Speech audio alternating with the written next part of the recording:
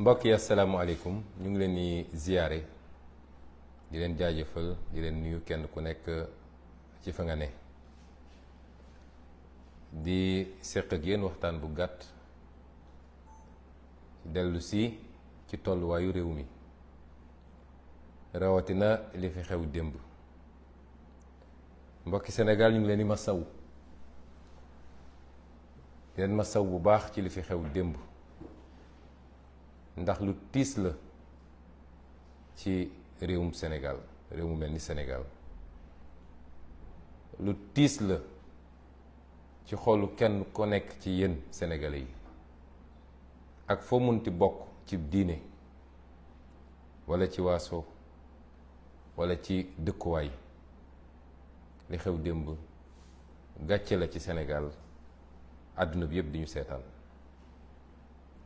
lii de lañ leen doon bañal moo taxoon ñu ne woon dossier bu nu mel warul woon sax génn ci enquête phase enquête gendarmerie waxuma laa procureur di ci def réquisitoire ba juge d'instruction di ko jël ba mu yegg fii mu yegg dossier bi warul woon yegg foofu yépp waxuñu woon loolu parce que dañoo jàppoon ni citoyen extraordinaire lañu ba bu dee def nañu dara yoon bañ ñoo war a topp déedéet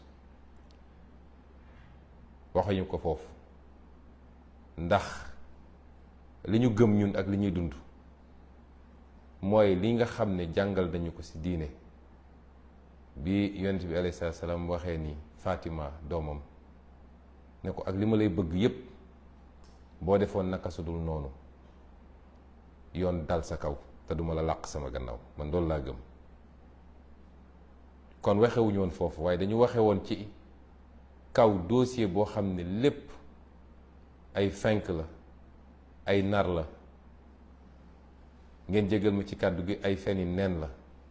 dossier boobu warul woon sax ñu koy yëkkati rawatina nag mu yegg fii ba lu mat daanaka 20 ci ay bakkan rot nañ ci. lii lañ doon bañal Sénégal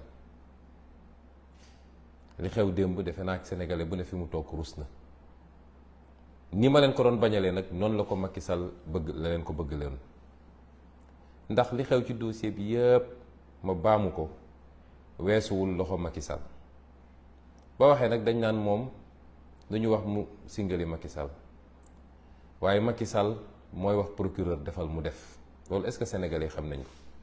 Macky Sall mooy sant procureur jaare ko ci Ismaïla Madior Fall mu def mu ne ko bàyyil mu ba kon bi procureur Bassirou Guèye di yor dossier bi def ci lim ci def ci ay ñaawteef ba ñëpp gis ko te loolu umpul Macky Sall mu encouragé ko ci ne ko demal parce que boobu gisul leneen lu dul sama adversaire politique bi ma gën a sonnal bi ma gën a jaaxal am naa fu ma ko téye.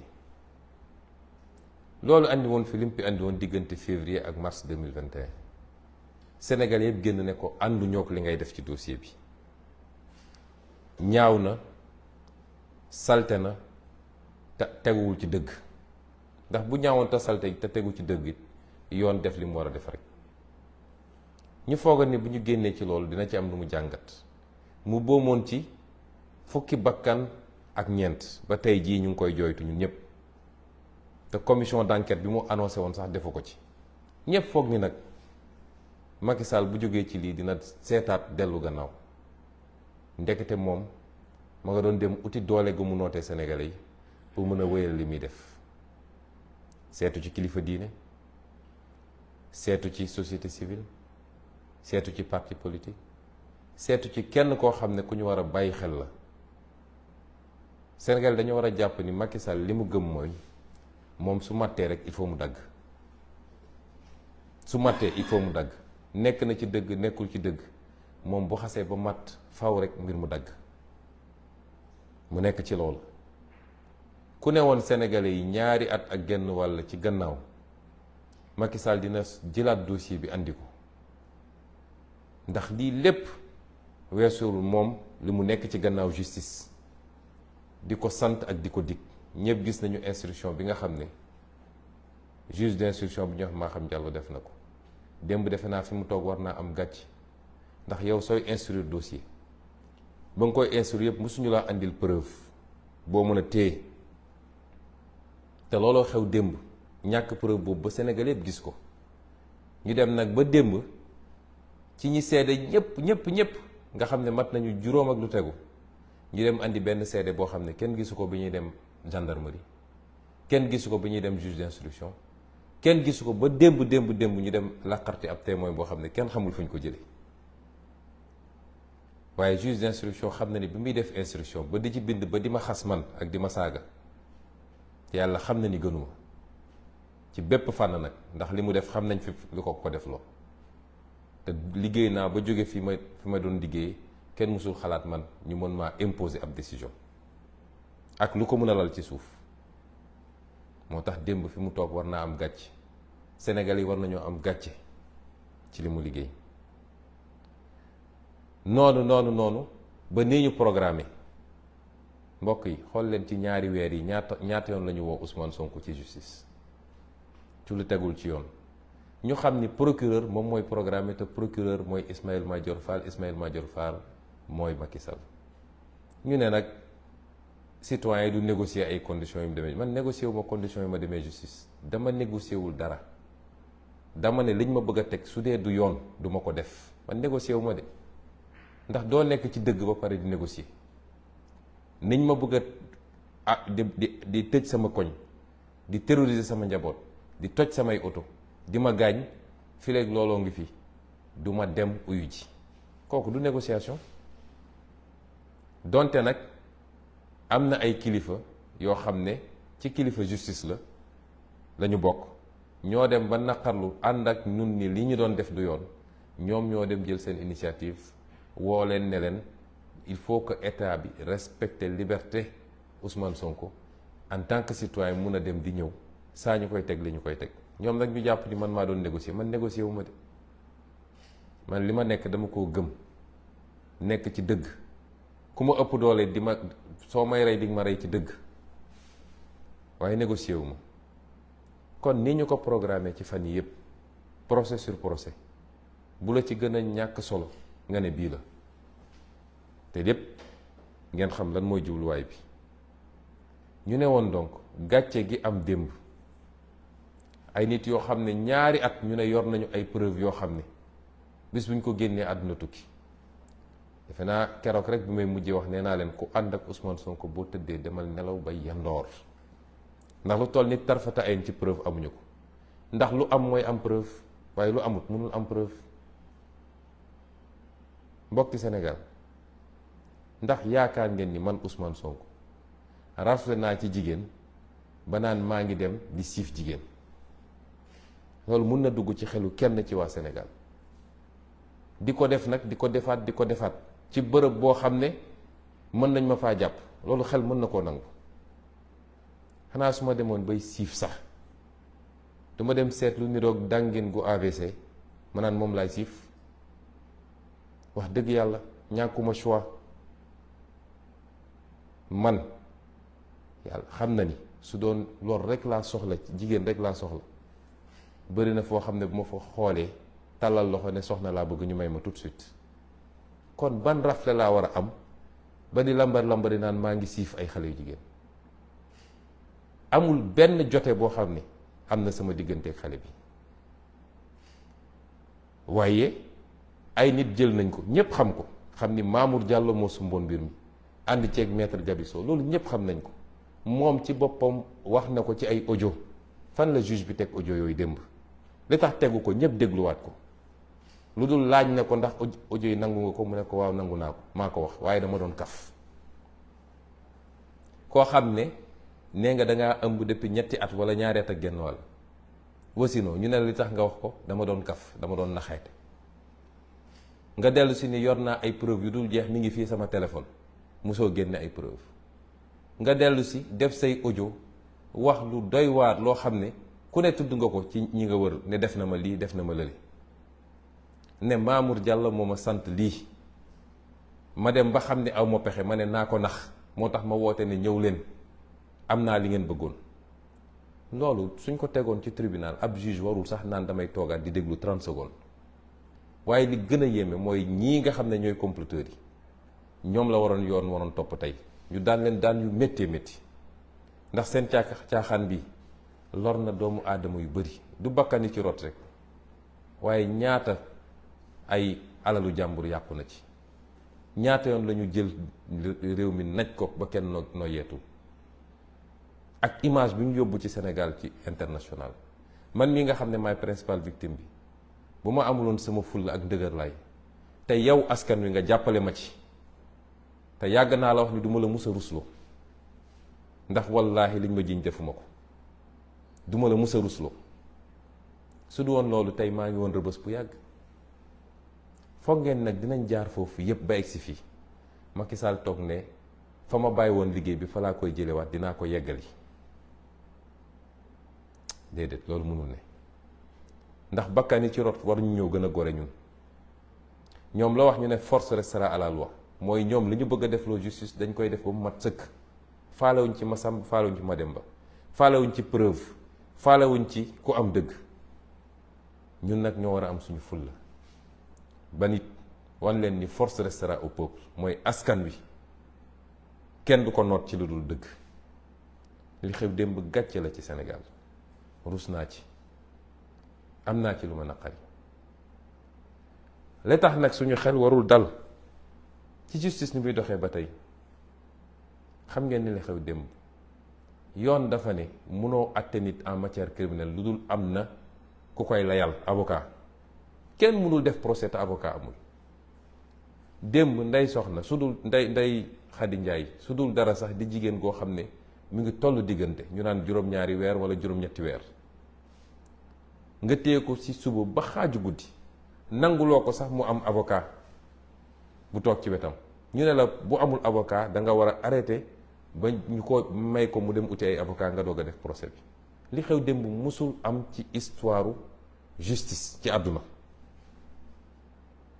nga ne faw rek ma def procès bi mujj gi moom lañ doon wax moom Ndeye Khady ndax am nga laaj yooyu laaj témoin yi ndax moom mooy avocat wu boppam procès boobu dafa nul amul fenn ci àdduna naka la ay juge mën a defee loolu ba pare ñu ne ñu na seen xel dal dem leen rek ngeen wuyu ci bu amee ñaari sénégalais yu gëm ni dossier boo xam ne politique a ngi ci Macky Sall ne dee rek même su ma dul doon candidat sax Ousmane Sonko il faut mu yóbbaale ko ay nit dem di toog ak moom ay nit yu nekk ci nguur comme yu nekk ci opposition naan ko boo sàgganee ba Ousmane Sonko toog dig na la lii dig na la lële nee na dina la def nii na la def laa mu ne bakkanam la ci teg faw rek mu yóbbaale Ousmane Sonko waaye réew du doxee noonu réew lay doxee ci kaw ay charges li war a tere Ousmane Sonko nekk candidat dafa war a doon lu wóor te wér waaye du ay caaxaan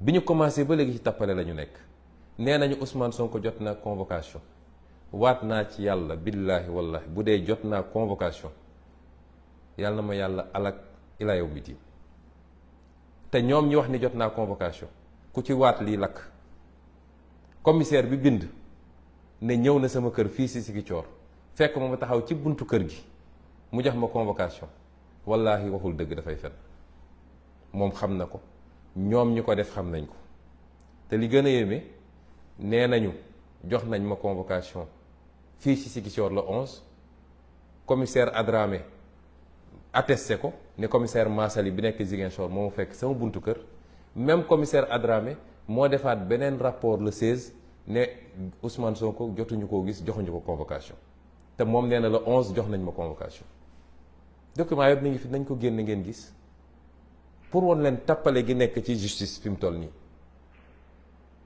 ak ni ñuy jalgatee yoon dès lors que jox nañ leen commande politique ne leen yéen a xam fu ngeen koy jaare waaye faw rek ngeen dagg bopp waa ji président Abdoulaye Wade dañ ma envoyé tey benn vidéo muy def benn interview benn tubaab ne ko oui mais un procès est risqué mu ne oui en Afrique un procès est toujours risqué mais j'ai toujours dit qu'un procès politique ne se gagne pas au tribunal, ça se gagne avec l'opinion su ngeen gisee sama taxawaay début ba léegi loolu laa leen bëggoon wax. li xew démb won na leen ni lii weesuwul caaxaan, waaye su doon dañoo caaxaan ci lu ko jar mais jël suñuy doom di def yu salte yi seen kanam àdduna yëpp di ñu seetaan lépp jàpp ni mën nga détruire ab doomu aadama, lépp nga jàpp ni ndax Sonko mu sell mi ñuy dégg mooy dagg seen xol. image bi sénégalais jàpp ci Sonko ni kii de ku baax la, kii di jullite la, kii ku jub la, mooy dagg seen xol. ñu jàpp ni procès bu mel nii mënoon naa yàq image boobu. lépp ñu teg ko ci fen ak fenk. li am nag ñun dañ koy dellu ci yàlla, te yàlla mooy leeral ay mbiram ba mu leer nañ. lépp dama ko jàppee nattu, ay yonent sax nattu nañ leen ci lu mel nii.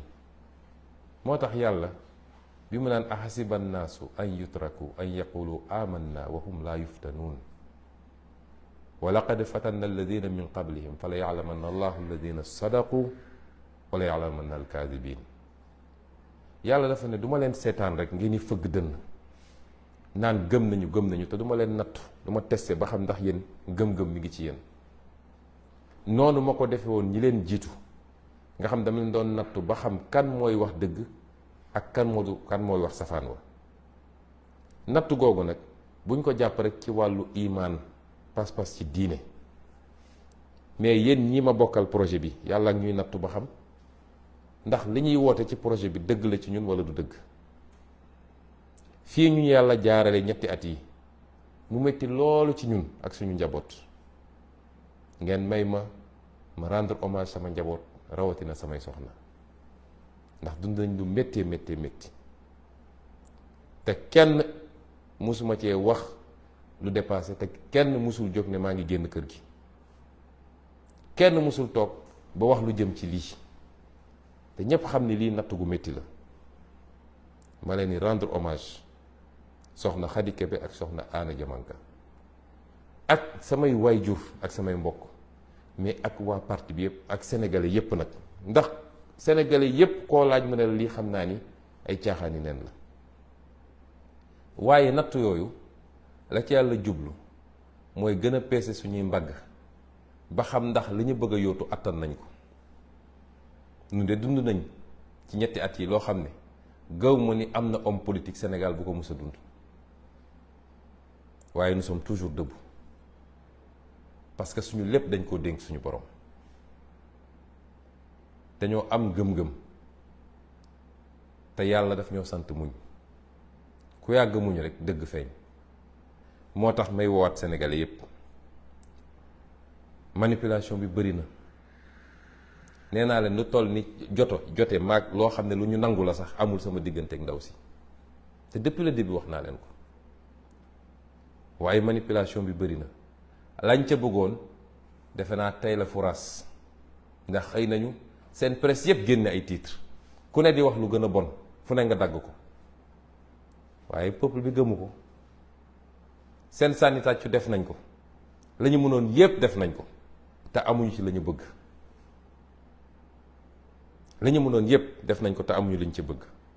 manipulation dem na ba nga gis ab journal bu mel ni l'Observateur nga xam ne Ousmane Sonko lay bañ a dégg, jël li nga xam ne moom la docteur Alfousseyni Gaye wax ñu wëlbati ko totalement ba defe naa sànq rek balaa may commencer émission bi laa gis ni kooko bind na sax communiqué ne liñ ko wax loo yépp mosu koo wax. nit loo ko bañ dee ko waxal li mu def. Sénégalais yi kenn dofu ci, ñu mën a déglu la, ñu mën a xool lañu, te loo xam ne suba ngoon jot réseaux sociaux yi nit ñaa ngi doon def reportage en direct, nga jàpp ni yow mën nga am xëy rek daal di chargé wax lu ñaaw wax lu bon génne Ousmane Sonko ci xolu Sénégalais yi. tey la Ousmane Sonko gën a nekk ci xolu Sénégalais yi. li tax saa su ma génnee ñu gaawantu sànni lacrymogène, xam nañ ni fu ma génn Sénégalais yi génn ànd ak man. kon mu des nag fa ñu jëm. bu ko xool li xew démb xam ni dossier bi dara amu ci, amul benn li ñuy wax élément constitutif d'un viol, début de preuve sax amul. ñépp gis nañ ko. defe naa li gars yi naan fen di bi jaaw, tey jii Sénégal yépp xam nañ ni ay caaxaan la teewut pexe bu ne ñu ngi koy ut pour jaaree ko ci justice pour foqati ab condamnation fi mu ne nii porox ndoll la ñuy ut façon pression bu nekk dinañ ko def ci juge yi te ñun Sénégal la ñu dëkk fii relation yépp xam nañ ko kan moo bokk ci ban club xam nañ ko kan la ñu jëlee fan andi ko fan xam nañ ko kan la ñu tànn ci ban anam xam nañ ko moo tax nag ma dellu si ma waxoon léegi dossier politiquement lañ koy régler moo tax ma woo Sénégal yëpp ñu jóg takku tey la suñu marche vers le palais commencé tey la suñu phase terminale u marche vers le palais commencé incha allah bi nañu gën a dëgër gën a takk suñu ndigg ak sénégalais bu mu doon même boo nekkul membre Pastef waaye rek nga bëgg réew mi te bañ injustice yii ñuy def ni waroo ko nangu ndax tam dinañu seetaan loo xam ne tôt ou tard bu ñu amee lu ñu bëgg ba ci opposition bi nag ñi ma ko bokkal mu leer ni Macky Sall bu amee li mu bëgg ci Ousmane Sonko dina jafe trop mu am leneen lu ko të ndax loolu la yàlla dogal def na ko defaat ko mu yomboon loolu ci moom yàlla dogal bi mu egsee ci ñun la jafe ci moom mu jàppal ñu ko nag benn en boo xam ne ndax jàpp na ni moom xàlloon na yoon woo xam ne ay waxu troisième mandat yooyu yépp formalité lay doon ci moom mu yegsi ci ñun nag ñu doon dangar gi nga xam ne moo ko tëbalee yi moo tax mu def ko mbiru personnel ne faw rek ma def ko lu méttee métti lu nit xalaatul lu métti rek naa ko teg loolu nag dafa interpeller chacun et chacune ci ñun Sénégalais yi ànd naa ak Ousmane Sonko ànd ma ak moom amul solo mais ku seetaan lu dul dëgg ba mu raw buñ ci paree ci fi gën a dëgër buy dal sa kaw dina la bett te doo ci mën dara réew mi justice lañ fi bëgg réew mi jàmm lañ fi bëgg te justice mooy andi jàmm réew mi tolloo la nit ñi lañ fi bëgg réew mi bañ bàyyi di jël li nga xam ne dénk nañ la ko ci doole nguur di ko dalee ci kaw nit ñi loolu dañu bëgg mu jóge fi gannaaw yàlla ma baamuwaat ko gisuma ci àdduna luy dund loo xam ne mun na détruire Ousmane Sonko ndax li ma defar ñoom xamuñu ko borom bi la moo tax may soññaat ñépp di woo ñépp pour ñu jóg jeunesse bi ci yéen lay doore lu ne ñu ngi koy def nag pour détourner leen façon parade bu nekk ñu ngi ut façon influenceur bu ne pour yaakaar ni mën na leen détourner yéen jeunesse bi waaye gëm naa ni yéen am ngeen conscience ni seen avenir ngeen di jouer du jëmm Ousmane Sonko man nu mu tuuti li ma waroon am ci àdduna am naa ko te doylu naa ci waaye seen avenir la nous sommes à 8 mois juróom-ñetti weer pour ñu jël réew mi yor ko ci yorin boo xam ne kenn ku nekk ci yéen dina ne man de xalaatu ma woon ni lii Afrique fii dinañ fi yoree nii réew te musuma leen wax lu dañ nag lu ma leen mus a wax gis ngeen ko kon su ma leen ne lii dinañ ko def ngeen war maa gëm ndax gisuma lu ma ko jaral ci àdduna man alal taxumaa daw tur taxumaa daw daraja taxumaa daw waaye liggéey ngir yàlla rek lay doon sama satisfaction mooy liggéey ba Sénégal yëpp ne waaw góor ma dellu toog fi ma toog keneen toog continuer liggéey bi waaye du dara lu ma ci ut ci alal wala yu demee loolu bàyyi nañ ko yenn politiciens yi kon c'est pas le moment de baisser les bras yow ndaw sama jeune ak foo munti nekk muy artiste bi muy artisan bi muy keneen ak keneen étudiant bi élève bi képp ku munti doon transporteur bi baykat bi nappkat bi yow sama ndaw réew dama la tàllal sama loxo ne la damaa bëgg ñu jaayante ci defar réew mi pas jaayante ci sànnil naa ko carte rek waaye ñu jaayante ci defar réew mi définitivement yow sëriñu daara yi walla nitu daara yi de manière générale yow transporteur bi yow keneen ak keneen ak keneen ndax ku lim rek juum maa ngi dellu tàllal leen loxo di leen woo ci mobilisation exceptionnelle Macky Sall na dellu gannaaw ci lii mu nekkee. lu ko moy nañu jaral sax ñu ñàkk lépp waaye nañu taxaw jàkkaarloog moom jàmmarloog moom. lii la ñu bëggoon waxtaan ak yéen di leen wax ni bés ni ki ëllëg gën saa gudd gannaaw ëllëg bu soobee yàlla dinañu door dellu si ci ndakaaru ñun ñëpp nañu waajal ndakaaru ndax fa la mbir yi di amee dellu jaale ñi nga xam ne ñàkk nañ ci nit te mu waroon jeex ci Sénégal waxaat nag tamit ni war nañoo taxaw tembe bañ ñu jàppati suñuy nit ndax kii di Macky Sall su lambee mun a du dellu gannaaw day continuer di continuer jàpp ji bëri na te tegul ci yoon te kenn mucc ci ku bind article sax ñu jël la tëj kenn mucc ci kon dañu takk suñu ndigg ndax lii weesu na dictature léegi dañ doon wax dictature rampante waaye dictature bu fes gànn la ñëpp di ko gis kon nañu takk suñu ndigg jàmmarloog Macky Sall bu delloo see xelam xam ni moomu réew mi donn ko ñun ñëpp ñu mayante jàmm lu ko may bu ñu gendarme fees ay gendarme moom fees suñu bët bu ñu ay policier fees suñu bët ay nit lañ ñuy ay nit te gis ngeen bi ñu taxawee ni ñu waroon taxaw mois de mars fi mu mujje kon maa ngi woo ñëpp ci ñu jóg taxaw gën a takk ndigg yi gën a farlu di sant sénégalais yi nag ci seen soutien façon message bu ne maa ngi koy jot mënuma tontu ñëpp di leen sant ci seen soutien ak seen kóolute ne leen nag lépp loo xam ne maa ngi ci doon def benn fasinaat ci def téeméer fi mu toll nii kon ñu ngi leen di gërëm di leen sant asalaamualeykum wa rahmatullah wa barakatu.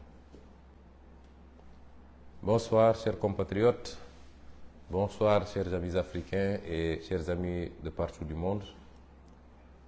Nous vous saluons et revenons à travers ce court entretien nous exprimer sur la situation du Sénégal qui aujourd'hui attire tous les regards. Je commencerai par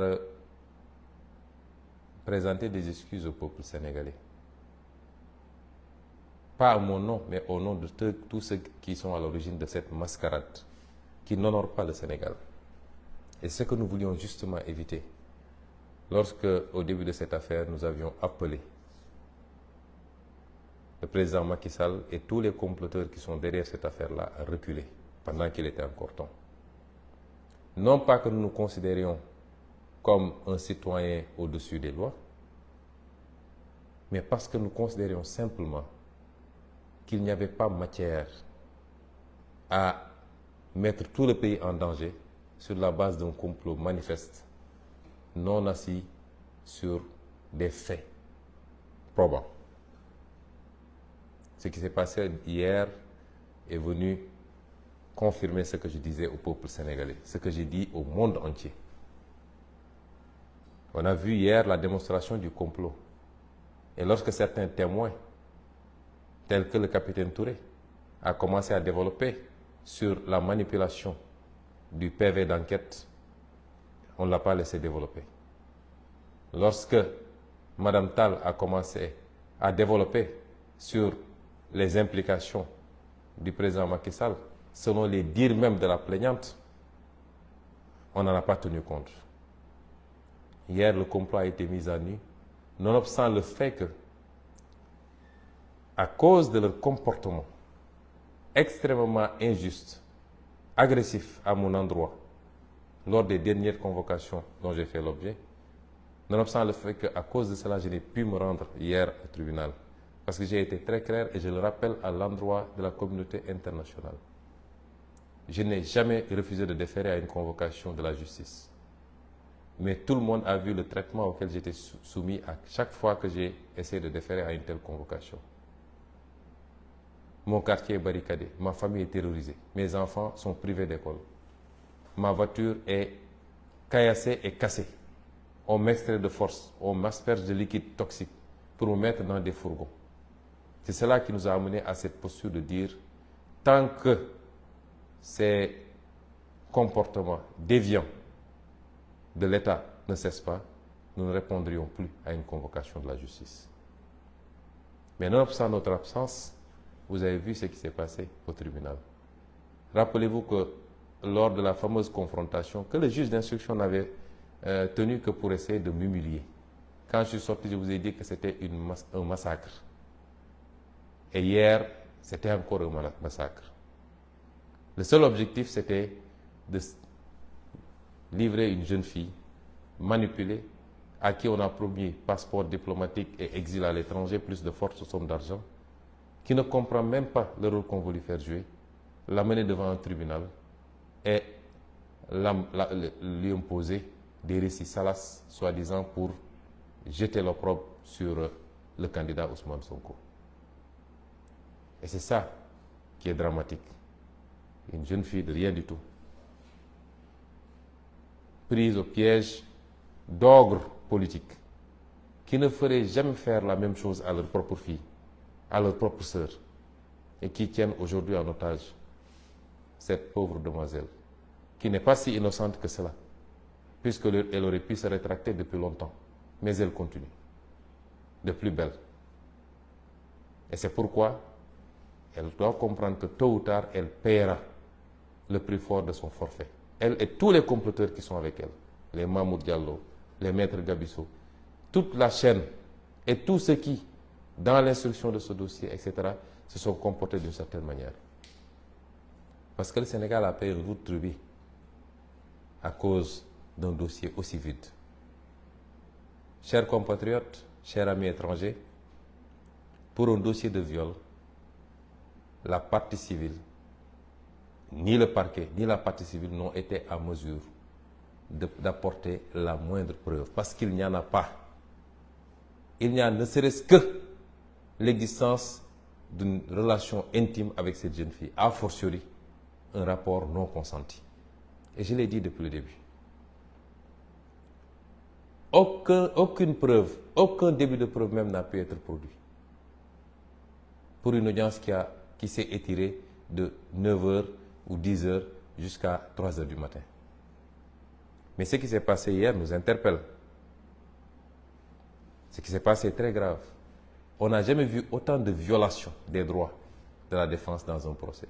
Comment peut-on admettre, alors que le droit, le code pénal et le code de procédure disent de manière très claire qu'on ne peut pas juger quelqu'un en matière criminelle sans l'assistance d'un avocat.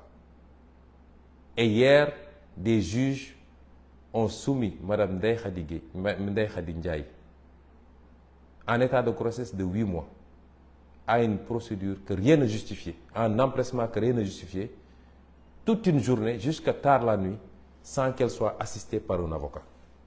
Comment vouliez-vous qu'on fasse confiance à une justice qui fonctionne comme ça? Il n'y a pas de violation plus flagrante. Elle n'a pas eu droit à un avocat. Et le tribunal lui demandait de poser des questions aux témoins, parce qu'elle était son propre avocat. À l'endroit de la communauté internationale, c'est ça la justice sénégalaise aujourd'hui, sous Macky Sall. Et on nous dit de faire confiance à cette institution-là pour juger en son âme et conscience. Les violations, on ne peut même pas les énumérer. Elles sont énormes. On a voulu faire croire aux Sénégalais que j'aurais reçu une citation. C'est parfaitement faux. Jamais je n'ai reçu une citation. Le commissaire Mansali de Ziguinchor a délibérément menti, si c'est lui qui est l'auteur du PV, en disant qu'il m'a trouvé devant chez moi, en décrivant les murs de la maison, mais tout Ziguinchor connaît ma maison, et qu'il m'aurait remis une citation que j'ai refusé de prendre et que je n'ai pas signée. Je jure qu'il a menti. Et, comble de contradiction, on antidate ce document, parce que lui, il a été saisi le 11, au soir. On antidate ce document pour le dater du 11, sous la supervision du commissaire Adramé Sarr de la DIC, et le même commissaire Adramé Sarr établit un autre document pour le 16, donc postérieur à ce document, pour dire qu'il n'a pas pu remettre de convocation à Ousmane Sonko. Un crime n'étant jamais parfait, nous sommes en présence d'un mensonge. Comment aujourd'hui la police de ce pays, et c'est la deuxième fois qu'on m'a fait ça, parce qu'on m'avait fait ça avec le dossier ce faux dossier de diffamation, en se présentant chez moi et en disant qu'un de mes gardes du corps a déchargé alors qu'il n'en était absolument rien. On établit des faux pour essayer de forcer. Et un juge récupère ça, il ne veut pas voir la réalité et dit que Sonko a reçu sa citation. Ensuite, on balance à une certaine presse qui dit que Sonko a reçu une citation. Depuis que j'ai maille à partir avec la justice sur des dossiers fabriqués, jamais mes droits n'ont été respectés. Et aujourd'hui, si on avait une vraie justice, c'est ces comploteurs-là qui auraient dû être poursuivis. Et pourtant, j'ai déposé des plaintes depuis plusieurs mois maintenant. Gageons qu'elles ne seront jamais instruites par cette justice, par ce parquet général complètement pourri, par ceux qui doivent instruire les dossiers. Et c'est ça la réalité du Sénégal aujourd'hui. On nous dit de faire confiance à cette justice. Je suis désolé, je ne ferai jamais confiance en cette justice. Nous sommes en face de dossiers politiques. Et comme disait le président Abdoulaye Wade, un dossier politique ne se gère pas au niveau des prétoires. Et ce qui s'est passé hier le prouve. Depuis quand le tribunal se transforme en une salle de projection pornographique, simplement pour essayer d'atteindre un opposant, sur des faits qui n'existent pas, qui ne sont pas établis. Et c'est pourquoi nous considérons que, et nous continuons à appeler tous les Sénégalais à se mobiliser. Comment est-ce qu'un tribunal peut faire face à une partie civile qui vous étale des mensonges et des contradictions? Les vidéos sont là qui font lésion, où cette partie civile disait détenir des preuves irréfutables sur son téléphone portable. Ni à l'instruction, ni à l'enquête de gendarmerie, encore moins à l'audience, elle n'a pu produire cela. Comment cette partie civile peut dire qu'elle ne connaît pas Mamour Diallo alors qu'il y a une vidéo qui circule où elle dit « c'est moi qui ai enregistré Mamour Diallo parce que je voulais avoir des preuves pour la suite ». Comment cette partie civile peut avoir déclaré avoir été enceinte et 2 ans plus tard, toujours pas de bébé, et devant un juge, elle dit non, c'était juste pour avoir la possibilité de m'échapper. Et enfin, la liste est encore longue, on peut encore sortir, mais comment une partie civile peut reconnaître devant un juge que les audios qui ont été présentés par un témoin, dans lesquels elle disait nommément elle disait carrément que c'était un complot ourdi par Mamour Diallo, qui lui a promis des choses. À la question, est-ce que vous reconnaissez votre voix dans cet audio-là? Et est-ce que vous les validez? Elle dit oui, mais je le faisais juste pour m'amuser et pour tromper les gens. Quelle crédibilité peut-on accorder à une partie civile qui ment à tout le monde, qui a accusé tout le monde, y compris ses avocats, beaucoup de personnalités de la République? Comment est-ce que la République du Sénégal, la justice sénégalaise peut s'abaisser à ce niveau-là pour dire soi-disant qu'ils organisaient ce procès? Simplement parce qu'il faut atteindre Ousmane Sonko. Voilà là où nous en sommes. Et c'est cela que nous voulions éviter au Sénégal. Parce que le Sénégal ne mérite pas ce spectacle-là. Beaucoup de manipulations depuis hier. Une certaine presse, mais qui ne nous surprend pas, notamment le journal L'Observateur, qui va jusqu'à pervertir les déclarations des témoins, dont les témoins clés.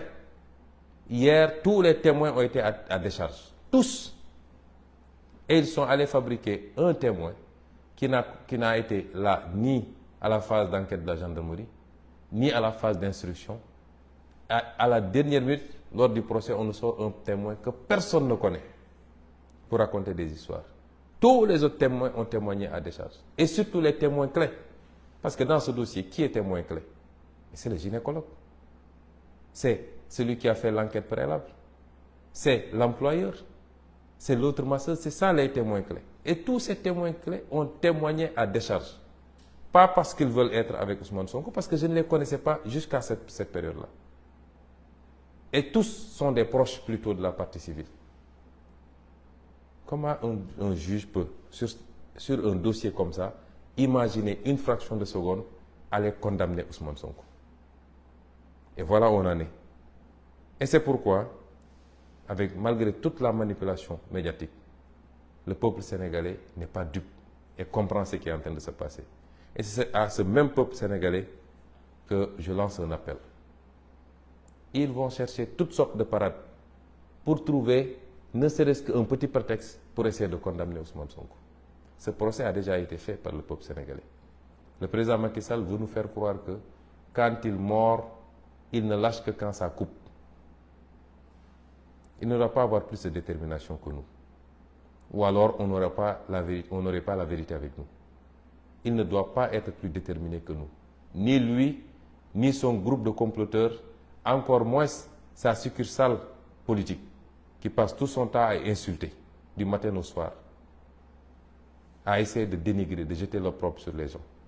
Je l'avais dit, je maintiens mon gatsa, œil pour œil, dent pour dent, parce qu'ils ne sont pas plus nombreux que nous dans ce pays. Ils ne sont pas plus déterminés. Nous n'avons pas à fléchir devant Macky Sall, parce qu'il n'est pas dans le vrai. Et on lui a donné toutes les opportunités possibles pour comprendre que la voie qu'il s'est choisie est sans issue. Mais apparemment, il n'en fait qu'à sa tête, parce qu'il croit qu'il a la police, la gendarmerie et quelques magistrats, il peut faire ce qu'il veut. Je vous ai toujours dit que je suis prêt au sacrifice ultime. Ce n'est pas pour autant qu'ils vont essayer de m'assassiner pour dire c'est lui qui avait dit qu'il serait. Donc il s'est tiré une balle. Non, je ne suis pas suicidaire. Je sais ce que ça veut dire dans ma religion. Mais je me battrai avec tous les moyens qui sont à ma disposition contre l'injustice. Et j'appelle tous les Sénégalais à se mobiliser à nos côtés. Parce que si Macky Sall arrive à ses fins avec Ousmane Sonko, mais rien ne le retiendra plus dans ce pays. Et vous le savez, ce sera la dictature totale. Il avait réussi à se baliser tout un boulevard et c'est au dernier moment qu'il a vu sortir de nulle part un Ousmane Sonko et ça lui a posé un problème. Et donc, j'en appelle à tous les Sénégalais, la jeunesse particulièrement, parce que c'est votre victoire qu'on va vous voler.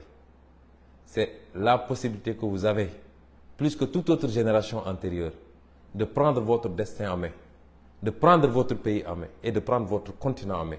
C'est ça qu'on veut vous voler. Et c'est le même système qui veut aujourd'hui vous voler ça. Et se perpétuer dans la corruption, dans le détournement de deniers publics, dans les choix non prioritaires, dans la compromission des intérêts nationaux. Est-ce que vous allez l'accepter? On essaie de vous amadouer. On essaie de prendre soi-disant des influenceurs de partout, etc., pour détourner la jeunesse que vous êtes. Et j'ai conscience que vous êtes aujourd'hui une jeunesse complètement au fait des réalités. Vous avez conscience des enjeux. Et c'est pourquoi j'ai confiance en vous. La jeunesse d'abord, mais toutes les femmes du Sénégal.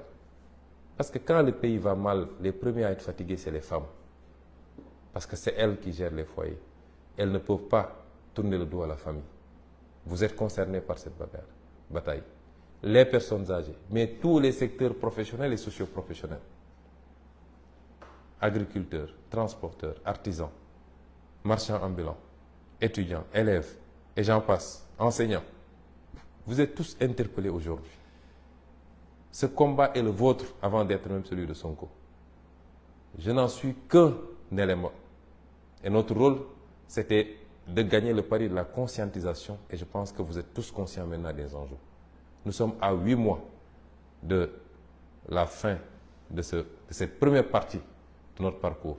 Parce qu'à partir de 2024, s'il plaît à Dieu, nous ouvrons une autre page qui nécessitera l'engagement, la détermination, le patriotisme de chacun et chacune d'entre vous. Ne laissons pas passer cette occasion, parce que nous le regretterions tous. Ne laissons pas passer cette occasion, quelquefois par, excusez-moi d'un certain nombre de termes que je vais utiliser, quelquefois ça peut être par ignorance pour certains. Pour d'autres, c'est parce qu'on a peur de grenades lacrymogènes ou qu'on nous prenne, etc. Mais nous sommes un grand peuple. Macky Sall ne peut pas tous nous emprisonner, encore moins nous tuer. Il n'ose même pas le faire. Donc, ce que vous devez savoir, à chaque fois qu'il y a une victime, la pression s'accroît sur Macky Sall. Au niveau intérieur d'abord, mais au niveau international. À chaque fois qu'il fait des prisonniers politiques, la pression s'accroît sur lui. continuons à lui mettre cette pression-là, parce qu'il n'a même pas de place pour nous emprisonner tous. Et encore moins oser nous tirer dessus tous tant que nous sommes pour faire un massacre à grande échelle. Et c'est pourquoi je réitère mon appel à chacun et à chacune d'entre vous. Je rendrai hommage à des femmes. On a utilisé une femme pour mettre ce pays dans la situation où il est. Mais des femmes ont montré énormément de dignité. Et je vais vous citer Mme Ndeye Khady Ndiaye. Je la donne en exemple à tout le peuple sénégalais. Et nous devons tous la soutenir. Tout Sénégalais qui peut la soutenir n'a qu'à la soutenir. Elle est l'exemple de la dignité humaine. Elle a failli perdre un bébé à cause de cette affaire. Et maintenant, on lui fait prendre des risques sur encore un bébé à cause de cette affaire-là. Et malgré tout, elle reste stoïque. Elle aurait pu encaisser énormément d'argent qu'on lui a proposé. On aurait pu céder aux menaces. Elle a fait l'objet d'attaques physiques. Son mari a été attaqué par des nervis. Mais elle est restée digne. Je veux lui rendre un vibrant hommage. Elle a donné un exemple à tous les Sénégalais, hommes, femmes, tout le monde. Elle ne doit pas être plus digne que nous. Et c'est pourquoi nous devons gagner ce combat-là. Voilà le message que je voulais vous délivrer en vous donnant rendez-vous à Dakar, s'il plaît à Dieu, parce que à partir de demain ou au plus tard après-demain, je ferai route vers Dakar et j'appelle tous les Sénégalais conscients des enjeux,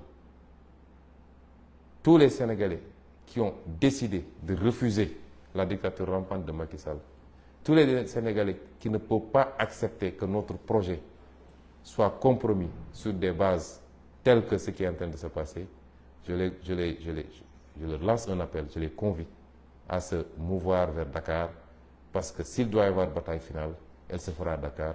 Je vous remercie.